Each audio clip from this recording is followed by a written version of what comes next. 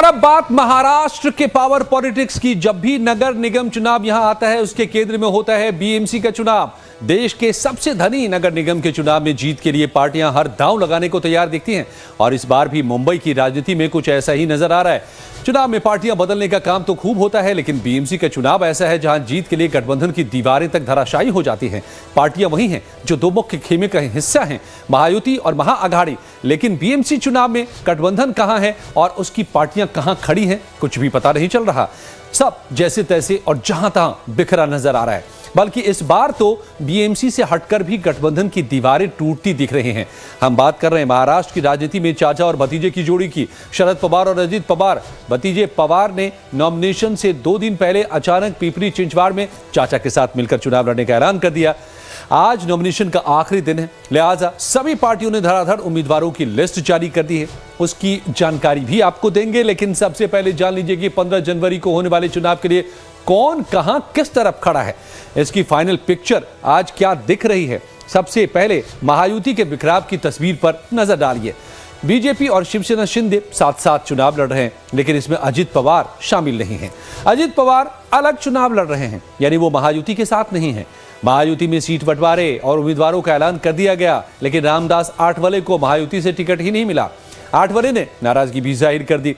महाविकास आघाड़ी में भी बिखराव है। शिवसेना, यूबीटी और राज ठाकरे की एमएनएस साथ चुनाव लड़ रही है, जबकि कांग्रेस ने अलग उम्मीदवारों का ऐलान किया है, जिसके साथ आरएसपी और वीवीए जैसी छोटी पार्टियां भी शामिल हैं। तो एक खेमा आम आदमी पार्टी का भी है, जो सभी 227 सीटों पर अपने उम्मीदवार उतार रही है। यानी ये तमाम पार्टियां जो केंद्र की राजनीति या 2024 लोकसभा चुनाव के दौरान या तो एनडीए का हिस्सा थी या इंडिया ब्लॉक का, लेकिन केंद्र से नगर निगम आते आते राजनीति कितनी तेजी से बदलती है और कितना बड़ा उथल पुथल मचा जाता है, ये इसकी मिसाल है। अब आपको दिखाते हैं कि 2027 सीटों वाले बीएमसी के चुनाव में कौन सी पार्टी कितनी सीटों पर चुनाव लड़ रही है। बीजेपी 137 सीटों पर कुल मिलाकर चुनाव लड़ रही है। शिवसेना शिंदे को बीजेपी ने कुल 90 सीटें दी हैं, जबकि अजित पवार महायुति से अलग 64 सीटों पर अकेले चुनाव लड़ रहे हैं। अब सीट बंटवारे पर बीजेपी नेता का बयान सुनिए और उधर उद्धव की पार्टी ने जो चुटकी ली है उसे भी देखिए। भारतीय जनता पार्टी शिवसेना रिपाई की महायुति की चर्चा ये पूर्ण हो चुकी है।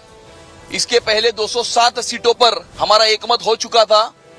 अब पूरे 227 सीटों की चर्चा पूर्ण होकर भारतीय जनता पार्टी 137 सीटें और शिवसेना 90 सीटों के ऊपर जो है वो चुनाव लड़ेगी। हमारे बाकी सर्व जो घटक पक्ष है वो इसी में शामिल किए जाएंगे और आने वाले समय में हम जॉइंट प्रचार करेंगे, जॉइंट कैंपेन करेंगे और महायुति का हिंदुत्व का भगवा झंडा ये मुंबई की महानगर पालिका पर लहराने की दृष्टिकोण से आने वाले समय में हम मुंबई करों के दरवाजे पर जाएंगे और मुंबई करों के आशीर्वाद से आने वाले समय में महायुति का महापौर, मुंबई करों का अपना महापौर ये मुंबई की महानगर पालिका में विराजमान होगा। अभी तक ऐसा होता था मुंबई और महाराष्ट्र में कि शिवसेना हमेशा बड़ा भाई रहा और शिवसेना बीजेपी को सीटें देती थी मुंबई में। लेकिन ये पहली बार हुआ है। अमित शाह की जो शिवसेना है, मैं अमित शाह जी की शिवसेना मानता हूं, उनको बीजेपी से सामने गिड़गिड़ा कर सीटें मांगनी पड़ रही है। ये शिवसेना नहीं है, उसे हम शिवसेना नहीं मानते। जो बीजेपी के सामने घुटने पर है कि हमें कुछ सीटें दीजिए, ऐसा शिवसेना के इतिहास में कभी हुआ नहीं। ये इसलिए हुआ है, बीजेपी के साथ जो शिवसेना है वो नकली है, वो अमित शाह की शिवसेना है, इसलिए हो रहा है। ये तो बीएमसी की जंग है। आगे बढ़िए तो पुणे के इलाके में पिपरी चिंचवाड़ में अजित पवार का शरद पवार के साथ गठजोड़ होने पर भी चर्चा गर्म है। सवाल है कि क्या यह अस्तित्व बचाने की मजबूरी है, हो चाहे जो भी। लेकिन इस सियासी खेल में सबसे बड़ा सवाल यही है, क्या जनता इस राजनीतिक खिचड़ी को स्वीकार करेगी या आने वाले चुनावों में इसका हिसाब चुकाएगी। इस पर एक्सपर्ट की भी राय सुनिए।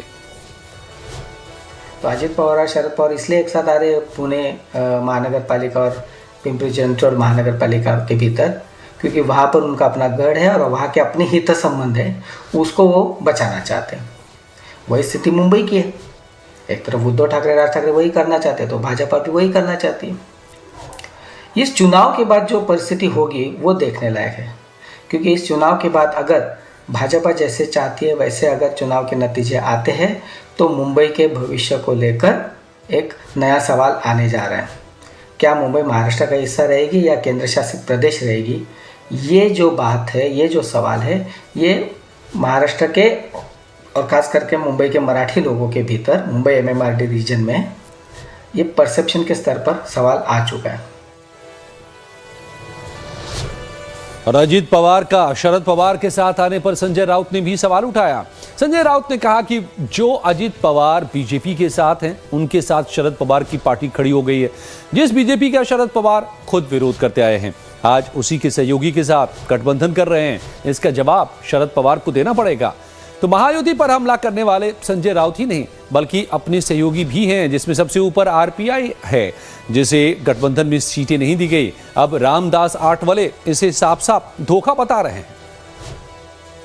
माननीय शरद पवार साहब और अजीत दादा पवार भी कुछ जगह पर पिंपरी चिंचवड, पुणे और कुछ जगह पर इकट्ठा आ रहे हैं, तो उसका भी कोई विशेष उनको ज्यादा फायदा होगा नहीं, क्योंकि भारतीय जनता पार्टी यहाँ बहुत बड़ी स्ट्रांग पार्टी है। उसके बाद एकनाथ शिंदे जी की जो शिवसेना है वो भी स्ट्रांग है और उनको साथ देने वाली RPI भी उनके साथ है। तो मुझे लगता है कि ये सिचुएशन तो एक दूसरे का हो रहा है। जिस तरह कांग्रेस और वंचित बहुजन आघाड़ी एक साथ आई है, तो ऐसी बहुत सारी आघाड़ियां बन गई है। तो इसीलिए इसमें सबसे ज्यादा फायदा हमारा महायुति का है, बीजेपी का है। तो इस चुनाव में महायुति को एनसीपी का साथ नहीं मिल रहा, तो दूसरी तरफ उसे उद्धव ठाकरे की अगुवाई वाली शिवसेना और राज ठाकरे की MNS से कड़ी चुनौती मिलने की संभावना है। करीब 20 साल बाद दोनों ठाकरे ब्रदर्स से एक साथ हैं और भाई के लिए उद्धव ने कांग्रेस तक से नाराजगी मोल ले ली है। तो शिवसेना UBT 165 सीटों पर चुनाव लड़ रही है, तो राज ठाकरे की पार्टी MNS 52 सीट उसे दिए गए। उद्धव ठाकरे ने खुद अपने कई उम्मीदवारों को AB फॉर्म बांटे हैं। शिवसेना UBT ने प्रत्याशियों के चयन में सावधानी बरती है। पार्टी ने BMC चुनावों के लिए टिकट देते समय शिवसेना ने पुराने, अनुभवी और भरोसेमंद चेहरों पर भरोसा किया है। उधर उद्धव ठाकरे गुट ने एकनाथ शिंदे को झटका भी दिया है। चांदीवली में वार्ड नंबर 157 में शिंदे गुट की डॉक्टर सरिता महास्के और डॉक्टर रविंद्र महास्के सोमवार को मातोश्री में शिवसेना UBT में शामिल हो गए। इसके अलावा बोरीवली से बीजेपी के एक पूर्व नेता आसिवरी पाटिल ने भी उद्धव की पार्टी में आकर शामिल हुए। शिवसेना UBT ने BMC चुनावों में उद्धव ठाकरे के मुख्यमंत्री काल में कोरोना के खिलाफ सरकार के अच्छे कामों को मॉडल बनाकर चुनाव लड़ने का मन बनाया है, लेकिन शिंदे की पार्टी कुछ और ही दावा कर रही है। उद्धव ठाकरे जी और उनकी पूरी पार्टी दिशाहीन हो गई। सच यह है कि वो शक्तिहीन हो गए। सच यह है कि उनके पास अपने पैरों पे खड़े होने की ताकत नहीं। एक अरसे तक बीजेपी के सहारे थे, बाद में बीजेपी के ऊपर झूठा आरोप लगाया, ब्लेम लगाया, बीजेपी ने स्वीकार नहीं किया उनके आरोप को। तो मुख्यमंत्री बनने के लालच में उन्होंने कांग्रेस का इस्तेमाल किया, शरद पवार जी ने उसका इस्तेमाल किया और कांग्रेस के सहारे वो मुख्यमंत्री बन गए। मुख्यमंत्री बनने के बाद लोकसभा लड़े, जीते बढ़िया से, विधानसभा में निपट गए। अब उनको फिर से अपने पैरों पे खड़ा होने के लिए मनसे की आवश्यकता पड़ी। तो ये शहर जो जिस तरह से विकलांग अवस्था में दिखाई देता है, हमको जिस तरह से ठप पड़ा हुआ दिखाई देता है, इसके खिलाफ हम लोग पूरी तरह से एजेंडा लेके जा रहे हैं। अभी कोई पार्टी किस तरह से लड़े वो उनकी स्वतंत्रता है। हम लोग विचारधारा के आधार पर लड़ते हैं। कांग्रेस का अस्तित्व सत्ता से नहीं, कांग्रेस का अस्तित्व कांग्रेस से जुड़ी जो विचारधारा है उससे, संविधान से, लोकतंत्र से। और क्या हमारी जो विचारधारा है ये कांग्रेस पार्टी स्वयं तय करती है। अब किसी की विचारधारा अदानी तय करे या किसी की विचारधारा कोई और तय करे, वो उनका प्रश्न है, हमें कोई लेना देना नहीं है। लेकिन इन सारी सियासी बयानबाजी के बीच आपको बता दें कि महाराष्ट्र नगर निगम चुनाव के लिए नॉमिनेशन का काम खत्म हो चुका है और अब आपको पूरे चुनाव का शेड्यूल भी जान लीजिए। 15 जनवरी को मुंबई सहित 29 नगर निगमों के चुनाव होने हैं। इनमें मुंबई का चुनाव सबसे अहम माना जा रहा है। BMC यानी कि बृहन मुंबई महानगर पालिका में 227 सीटें हैं। मुंबई में कुल मतदाताओं की संख्या 1.03 करोड़ से ज्यादा है। पुरुष वोटरों की तादाद 55 लाख से ज्यादा है। महिला वोटर्स 48 लाख से ज्यादा हैं। सभी चुनावों के वोटों की गिनती और नतीजे 16 जनवरी को सामने होंगे। तो 2017 के नतीजे की बात भी आपको बता देते हैं। कुल 227 सीटों के लिए हुए बीएमसी चुनावों में तब अविभाजित शिवसेना 84 सीटें जीत पाई थी। तो बीजेपी ने शिवसेना के गढ़ में 42 सीटें जीतकर बड़ी बढ़त हासिल कर ली थी। कांग्रेस 31 सीटों के साथ तीसरे स्थान पर रही थी, जबकि अविभाजित एनसीपी को 9 और राज ठाकरे की पार्टी सिर्फ 7 सीटें ही तब जीत पाई थी।